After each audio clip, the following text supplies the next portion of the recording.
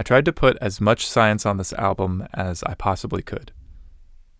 So, for example, this is a musical instrument based on what's called the Franck-Hertz experiment. I'll make another video about how it works later, but long story short is that it essentially showed that electron orbitals are quantum states, not literally electrons orbiting a nucleus. It was one of the experiments that helped kick off the quantum revolution, and actually almost exactly 100 years ago, it won the Nobel Prize in Physics. And now it can play music, which is what everyone's been asking for.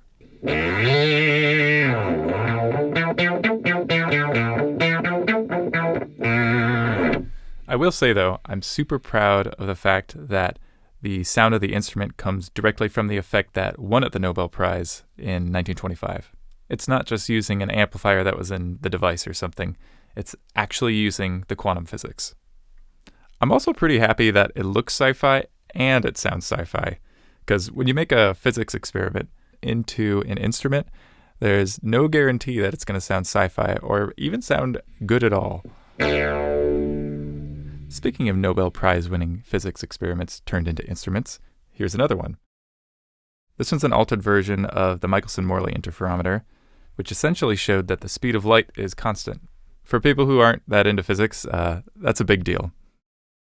If you take the conclusion of this experiment and logically unravel it, which is what Einstein did, you essentially find out that space and time are flexible.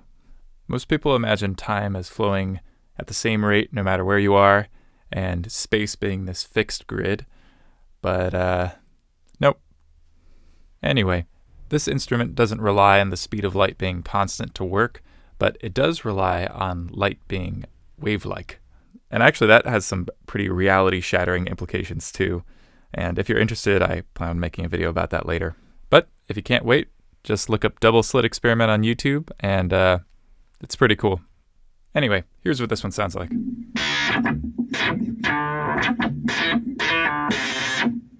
It sounds pretty similar to the other one, but it's capable of making way more extreme sounds.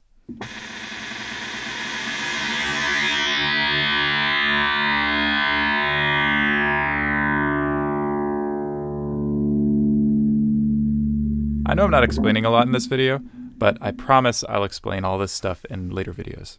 There's just too much stuff to explain all at once. I want this video just to be a super high-level overview of all the fun little things that went into the album. If you just listen to the album, you might think that I created all the sounds using an audio program, which wouldn't explain why it took 7 years to make. Anyway, before I keep going with my own projects, I'd like to say thank you to all the people who collaborated with me on this album, which is called Operaville, by the way. So there's Myko Lyko, who connects synthesizers to mushrooms so that they can write their own little mushroom melodies. And, I'm happy to have a mushrooms perspective featured on Operaville. There's also a couple robots. There's a robotic flute made by Diabolical Labs Engineering. There's a robotic guitar made by Demin Vladimir. And there's also a robotic piano from Rack Recording Studio. I'm also very proud to feature a solo from Daniel Vaxi, who's the creator of an instrument called the glissotar. The glissotar has this really unique sound, which explains why it won first prize at the Guthman competition, which is the biggest musical instrument invention competition in the world.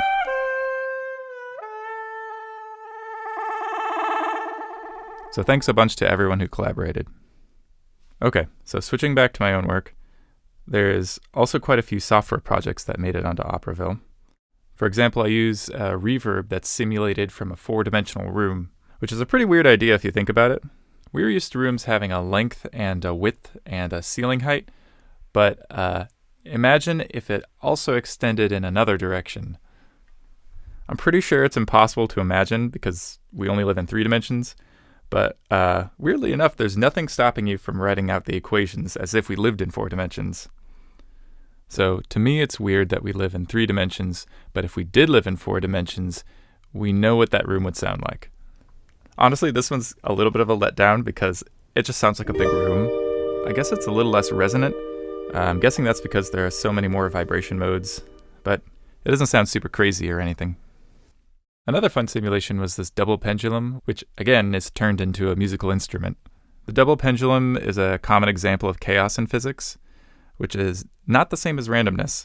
When you let go of a double pendulum, the path it takes is super dependent on how you let it go.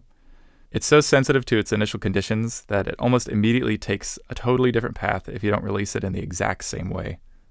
That's what makes it chaotic. It's essentially the butterfly effect. So musically, the pendulum provides the oscillation, but making it a double pendulum introduces this chaotic element, which I thought would just sound like noise, but it doesn't. It can be used in a subtle way, where the chaos gives a sort of shimmer effect. Or it can add this weird distortion.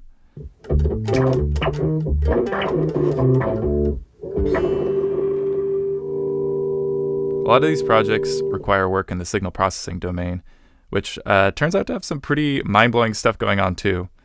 One of my favorite things from the signal processing domain is called the Fourier series, because of how impossible it seems. It essentially says if you play exactly the right chord, you can reproduce any sound that's ever existed.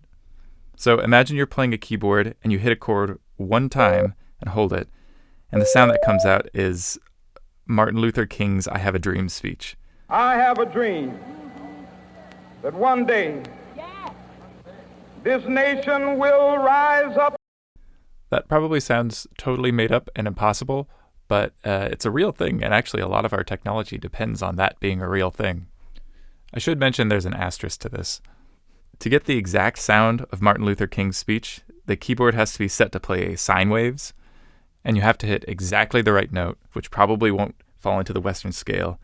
And you can't hit any note too hard or too soft, and you have to hit them all exactly at the right time. But if you do all that perfectly, you can in fact play a chord, and while you're holding the chord, it won't sound like sine waves. You'll hear MLK's "I Have a Dream." Anyway, I wrote a program that introduces the sine waves one at a time so that you can hear, as you stack them, the sound evolve from a bunch of sine waves into, in this case, a human voice. The signal processing concept of an impulse response is really interesting too, but that's way too much to explain here, so I'll just say I use it to make it sound like I'm playing guitar on the moon and transmitting it to Earth.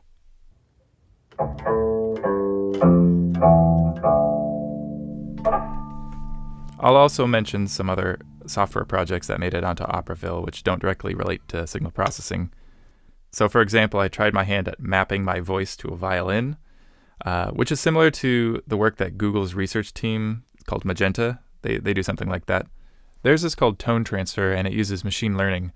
I tried it out, and I think mine sticks to the pitch better.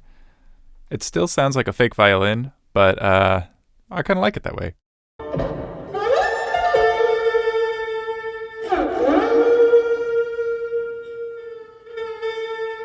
The last software project was making the drum sounds. I essentially assigned a bunch of notes and distortion levels to a whole bunch of points, and then as they moved from one spot to another spot, I output the sound. So that's kind of like audio synthesized from computer graphics. But again, too much stuff to explain here, so I will leave it to another video. Those were really hands-on projects, and it takes so long to actually make them work. But I still wanted more interesting stuff on the album, so I tried to include more work from other people, even though I'm sure I won't be able to find exactly who to give credit to for all those things. So just know that I appreciate your work. So one example would be something called data sonification. That's basically when you take data and make it into sound, even if it has nothing to do with sound.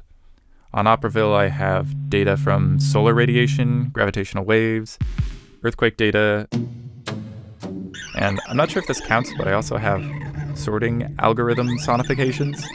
That one came from the YouTube channel Music Combo, so thank you for that. I also played around with AI, which I know is controversial in the art world. I tried to be tasteful about it, but, different people feel different ways, so I'll make a video later and we can discuss whether it was okay for me to do it in the way I did it. For this album, I used music generation, music continuation,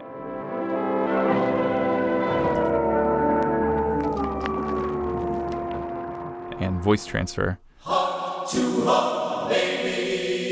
Actually, I used a bunch of different artificial voices, like Deck Talk, which is essentially Stephen Hawking's voice. This is what Deck Talk sounds like.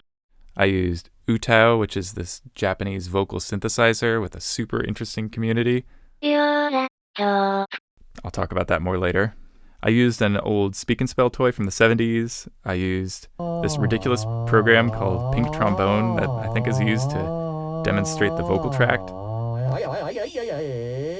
And of course I used more standard stuff like a vocoder and a talkbox. Even some of the more standard stuff has interesting aspects to it, so I might dive into vocoders and talkboxes and maybe granular synthesis and physical modeling. Actually, you've probably heard of some of the science-y music things that ended up on Operville.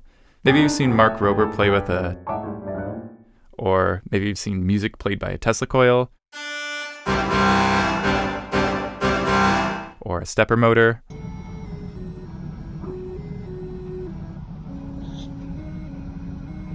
If you're part of the musician community, maybe you've seen the plasma pedal.